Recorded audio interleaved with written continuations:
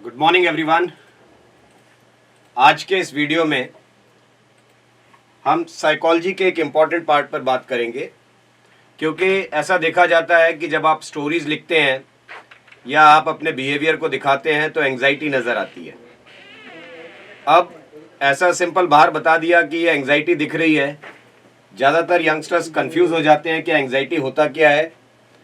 Anxiety is a kind of fear, लेकिन बहुत सारे लोग इस डर को डिफरेंशिएट नहीं कर पाते हैं। वो गिल्ट और एंग्जाइटी का जो डिफरेंशिएशन है वो समझ नहीं पाते हैं और रादर एक खराब प्रैक्टिस में चले जाते हैं और ज़्यादा डर दिखने लग जाता है। प्रैक्टिस जो भी कर रहे हैं एसएसबी के लिए आप या जितने भी एसएसबी एस्पिरेंट्स हैं, वो सब पहले इस डिफरेंस को समझें कि गिल्ट और एंग्जाइटी का डिफरेंस क्या होता है और उसके अनुसार क्या प्रैक्टिसेस की ज़रूरत है आपको। अदरवाइज आप कंफ्यूज रह जाएंगे और वो चीज़ से बाहर नहीं आ पाएंगे। So let's understand what it is. Guilt और एंग्जाइटी का जो पहला डिफरेंस, पहली बार दुनिया में ये बात हुई थी 1930 में। एक ऑस्ट्रियन न्यूरोसाइंटिस्ट थे, Sigmund Freud. Sigmund Freud psychology में बहुत बड़ा नाम है। उन्होंने पहली बार 1930 में इस डिफरेंस की बात की थी कि गिल्ट और एंग्जाइटी में फर्क होता है। अब जब लोगों ने इसके ऊपर काम करना शुरू किया तो दो ऐसे बड़े नाम थे जिन्होंने इसके ऊपर काम किया। जॉर्ज मैंडलर, जो कि अगेन एक ऑस्ट्रियन साइकोलॉजिस्ट थे, बाद में वो अमेरिका आ गए, और जेबी वॉटसन। इन्होंने 1966 में एक थ्योरी दी जिसमें उन्होंने कहा कि गिल्ट और एंग्जाइटी लगभग सेम होती है। 36 साल के रिसर्च के बाद ये पता चल रहा है। लेकिन 1972 में कैरोल इजार्ड ने, जो कि फिर एक अमेरिकन साइकोलॉजिस्ट थे, उन्होंने ऐसा कहा कि ये दोनों चीजें सेम नहीं होती हैं, इनके डिफरेंसेस को समझना पड़ेगा ह्यूमन बिहेवियर को लेकर के। Now what are the differences behaviour में, या साइकोलॉजिकल डिफरेंसेस क्या होते हैं, इसको पहले आप समझें। So these are the differences basically how you describe guilt और how do you describe anxiety. So guilt के लिए क्या है कि this is uncomfortable experience of self flagellation of thinking, feeling, doing and generally just existing wrong. ये एक सोच जो आपके दिमाग पर हावी हो जाती है। हमेशा ये ध्यान रखना, गिल्ट जो है वो पास्ट एक्सपीरियंसेस से होती है। जो आपने पीछे गलतियां करी हैं, उनके जो इंप्रेशंस आपके ऊपर, आपके दिमाग के ऊपर हावी हो चुके हैं, वो आपको गिल्ट में ले जाता है। वो सारी गलतियां जो आपको सोचने के लिए, आपको फील करने के लिए मजबूर कर रही हैं कि ये मुझसे गलती हुई है। दूसरा, guilt is uncomfortable effect of anxiety. ये एंग्जाइटी का ही प्रभाव है, मगर ये अनकंफर्टेबल इफेक्ट है एंग्जाइटी का, जिसको हम गिल्ट बोलेंगे। Guilt comes over particular issues. Guilt जो है किसी विशेष काम में की गई गलती, किसी के साथ आपका बिहेवियर ठीक नहीं रहा, कोई काम में आपसे अचानक, बहुत अच्छा आप वो काम जानते हैं लेकिन उस समय वो आपसे चूक हो गई है, वो गलती हो गई है, वो गिल्ट में चले गए आप। वो स्पेसिफिक होते हैं। कोई आपने ऐसा काम किया जिसकी वजह से आपको नतीजा आपके अनुसार नहीं मिला या उसका पछतावा जो आपको करना पड़ा, वो है guilt. Guilt stops you for working ahead. अब एक बार जब आप गिल्ट में चले जाते हैं तो आगे काम करने की इच्छा आपकी खत्म हो जाती है, आप आगे काम करना नहीं चाहते हैं। अब यहां से अगर हम एंग्जाइटी को देखें तो एंग्जाइटी में क्या होता है। Anxiety is the loud critical voice in your head that provides a running commentary on its things we do wrong. अब हो क्या रहा है कि यहां पर आपके दिमाग में ये आपको शांत कर देता है, बिल्कुल ये आपको काम करने से रोकता है। एंग्जाइटी में क्या होता है, आपके दिमाग में लगातार वो विचार आते रहते हैं, एक कमेंट्री चलती रहती है और ये बहुत लाउड होती है, रादर बाकी चीजों से ज्यादा हैवियर होती है, और आपके दिमाग में गलती ना करने का वो जो डर बन जाता है वो है anxiety. Anxiety causes gilts which is in turn fuels more anxiety. Anxiety क्या है? इससे गिल्ट तो होती है, जैसा यहां पर कहा हमने, guilt is uncomfortable effect of anxiety. तो एंजाइटी से जो गिल्ट हुआ, और वो गिल्ट जो है आपको एक ईंधन के तरीके से काम करती है, वो एक फ्यूल के तरीके से काम करती है जो उस एंजाइटी को और बढ़ा देती है. Anxiety becomes part of behaviour. अब वहां क्या था? Guilt comes over particular issues. Guilt किसी एक विशेष काम में जो गलती हुई है, कमी हुई है, उसकी वजह से रहता है वो पछतावा. लेकिन एंजाइटी जो है ये आपके बिहेवियर का पार्ट बन जाता है. इसमें पर्टिकुलर काम का लेना देना नहीं है. आप आगे के लिए आपका बिहेवियर ऐसा ही हो जाता है, जब भी काम करेंगे वो एंजाइटी दिखाई देगी सभी सभी पैरामीटर्स में.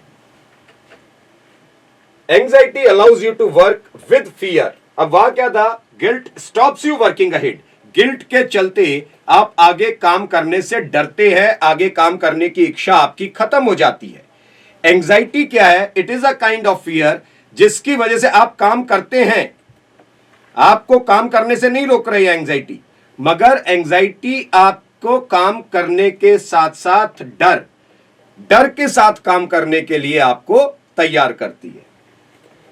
अब यहां पर कैरल इजार्ड ने दोनों को जब डिफरेंशिएट किया, क्योंकि वो 1972 में जब उन्होंने कहा कि नहीं दोनों अलग अलग चीजें हैं, तो वहां पर उन्होंने इन दोनों को कैसे डिफरेंशिएट किया.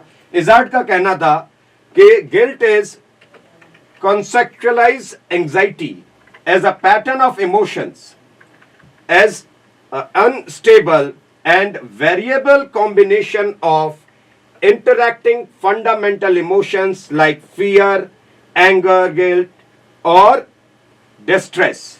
उन्होंने कहा कि ये जो है एंजाइटी का, ये ऐसी कॉन्सेप्चुअलाइज एंजाइटी है, ये एक ऐसा बेसिक एंजाइटी है, एक ऐसा बेसिक फियर है आपके दिमाग में जो आपके इमोशंस को कंट्रोल नहीं कर पाती है, और वो जो है अनस्टेबल है. Variable combination of interacting fundamental emotions. आपके बुनियादी इमोशंस बिल्कुल नीचे चले जाते हैं. आपके अंदर डर, गुस्सा, ग्लानि, इस तरीके की चीजें आने लग जाती हैं. जबकि यहां पर उन्होंने क्या कहा?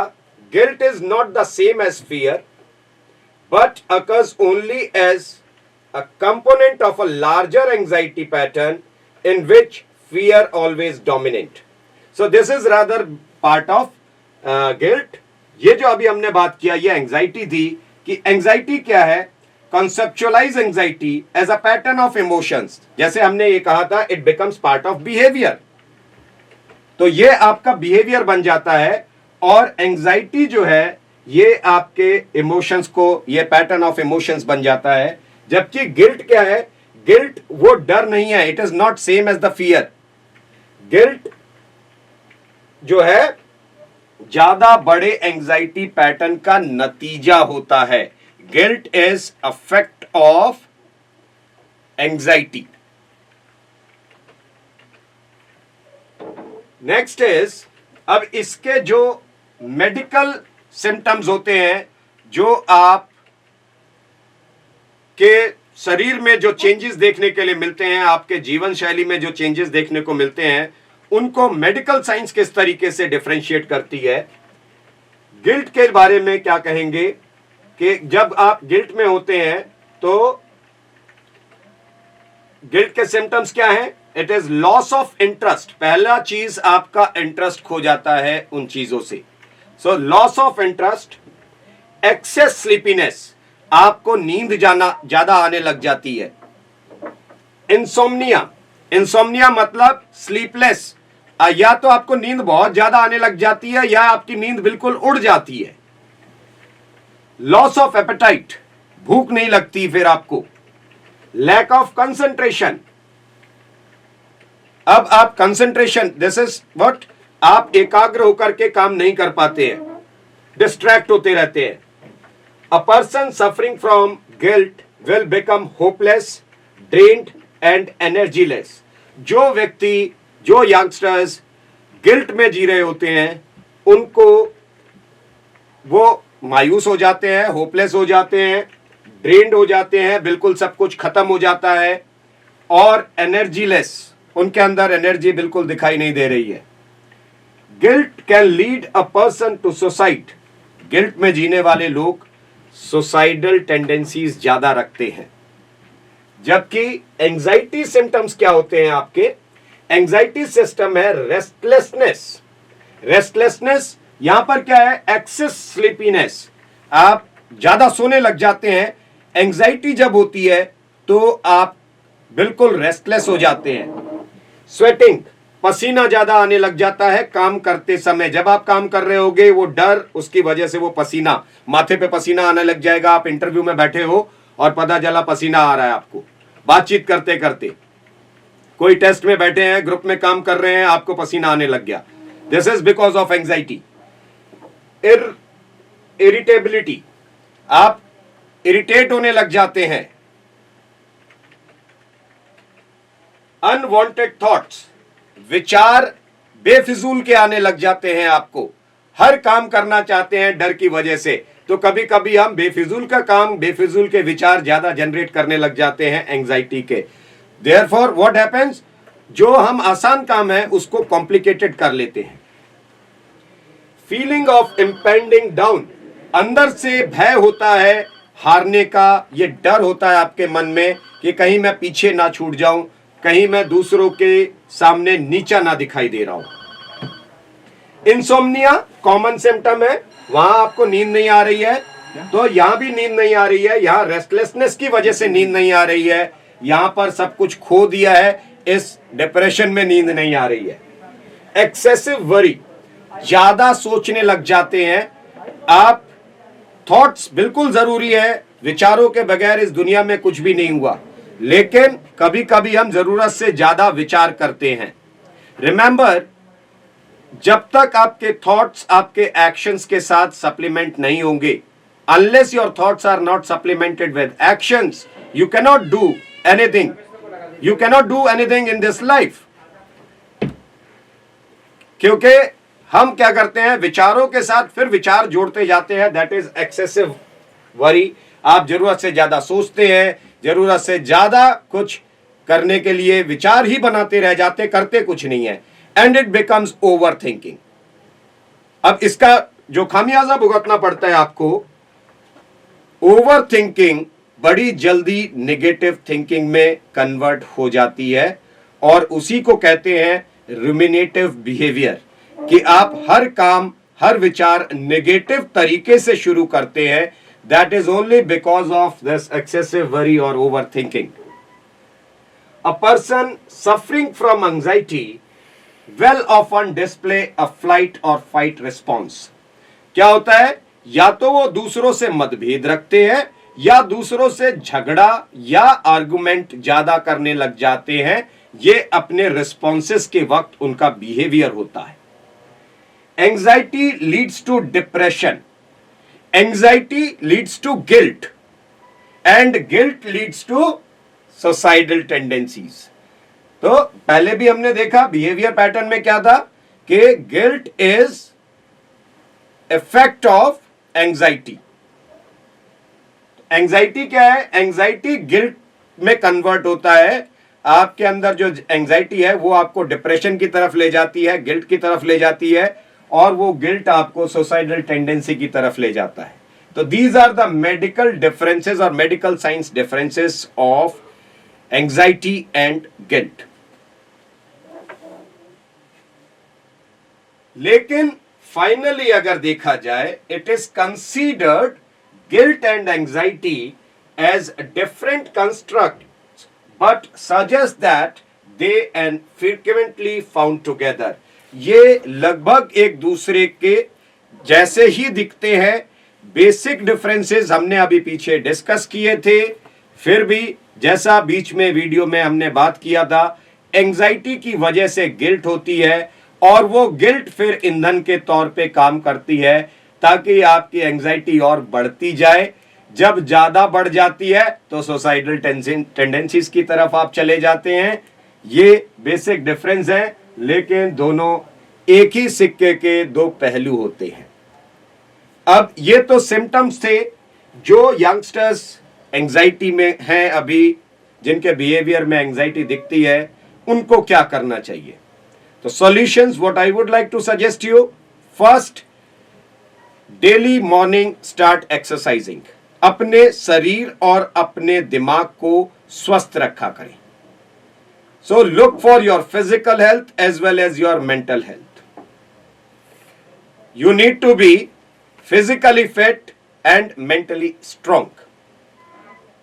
If you are physically fit and mentally strong, you will definitely become emotionally balanced, which is requirement of armed forces. तो पहले आप एकांत में जीने की आदत छोड़ दें, शरीर को दिमाग को स्वस्थ रखें, जिसके लिए outdoor activities, games and sports, team games खेलना शुरू करें। दोस्तों के साथ थोड़ा समय जरूर एंजॉय किया करिए, ज्यादा गंभीर बातें ना किया करिए। आप लाइट मोमेंट्स को लाइफ में जीना सीखें। हंसी मजाक, हंसना, बोलना, ये सब चीजें आपको एंजाइटी से बाहर ले जाता है। दूसरी चीज जो कर सकते हैं, आप अपने फ्रेंड सर्कल को, दायरे को थोड़ा सा बढ़ाएं, दोस्त अच्छे बनाएं, अच्छे दोस्तों की संगत करें। जब मैं दोस्त बढ़ाने की बात कर रहा हूं तो ऐसा ना हो कि कहीं आप सारे नेगेटिव लोगों को अपना दोस्त बना लें, फिर तो एंजाइटी बढ़ जाएगी। आप स्वस्थ दिमाग के लोगों के साथ संगत करें और उनके साथ अच्छा समय बिताएं। Share your feelings, share your ideas to all your attached person, directly और इनडायरेक्टली। परिवार में, बाहर दोस्त जो बनाए हैं उनके साथ अपनी बात शेयर किया करिए, जिससे आप एंजाइटी में जाने से बचते हैं। तीसरी चीज जो कर सकते हैं, जो ज्यादा दूर चले गए हैं, एंजाइटी डेप्थ ज्यादा हो गई है, वो लोग मेडिटेशन की प्रैक्टिस कर सकते हैं। रोज 10-15 मिनट मेडिटेट किया करिए and start making a daily routine, जो आप जिसके अनुसार जी सकें। अपने रूटीन को अच्छा रखिए और सुबह सोने से लेकर के रात, सुबह सो करके उठने से लेकर के रात सोने तक, जब आप उठते हैं और जब आप सोने जाते हैं, इस बीच के पूरे समय की एक अकाउंटेबिलिटी रखा करें, जिसके लिए चाहे तो आप अपनी एक डायरी बना सकते हैं, एक नोटबुक बना सकते हैं, जिससे आपको ये पता चलेगा कि आज मैं कितना काम में इन्वॉल्व रहा और कितनी देर बैठ करके मैं सिर्फ सोचता रहा। इन छोटी छोटी प्रैक्टिसेस से आप एंजाइटी से बाहर आ सकते हैं। Live a healthy and fit life. Wish you very good luck. Stay fit, stay healthy.